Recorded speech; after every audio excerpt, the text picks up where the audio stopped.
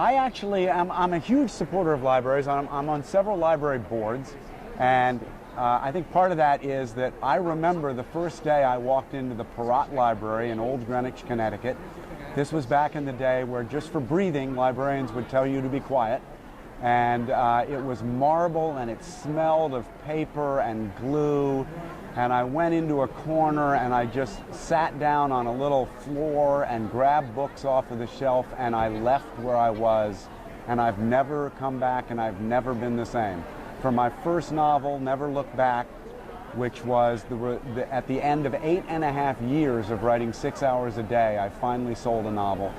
And Never Look Back was a spy thriller set in Canada. I'd never been a spy, I'd never been to Canada, but I took 82 books out of the library via library loan. So without libraries, I couldn't have written my first book.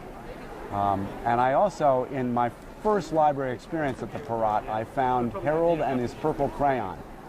And Harold and His Purple Crayon has a little boy who can draw on walls, and everything he draws comes alive. And I suddenly realized that my imagination was a tool. And it was all through that book, and it was all because of libraries. Libraries have not only fostered a love of reading in me, but libraries have been a source of research for me for years and years. And they even may be the topic of a future thriller series I'm writing. Stay tuned. Oh my goodness. Well, my favorite librarian is my former wife, Colleen Daly, who was the director of the community library in Ketchum, Idaho for about 15 years. I go to the library regularly, usually to speak, and my family comes along, and they get lost in the aisles and pay no attention to what Daddy's doing, because Daddy's over in conference rooms C actually speaking, trying to sell books, trying to drum up readers for Ridley Pearson novels.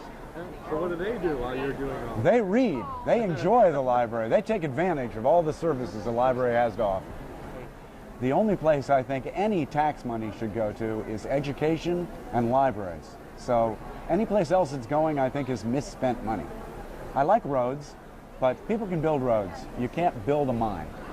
I have thoughts on banned books. I think that there ought to be an institution in this country where anyone who bans a book goes and is banned for about a year. Can't see their family, can't read any books, can't see any entertainment. That would, to me, about solve it, because my favorite book in the world is To Kill a Mockingbird. I reread that book every year. I taught it when I taught in China. I taught creative writing in China, and I used To Kill a Mockingbird. And as I understand it, it is often on a banned book list. Now, it is perhaps the greatest book ever written in American, in the American opus of writers, in my opinion. And the idea that anyone would get the idea to ban that book means that person should be banned. Since I started writing for younger readers, I have multiple projects. So at the moment, I've just finished, I'm just about to finish a 6th book in the Kingdom Keepers series. There's one more after that. I've just finished the 2nd John Knox Grace Chu novel to follow the risk agent, called The Knot Shop. I'm contracted for 2 more of those, 3 books to Disney with Dave Barry, and 5 more Kingdom Keepers in various forms. So I'm contracted to write 8 or 9 books in the next 3 years, so I will have to say goodbye.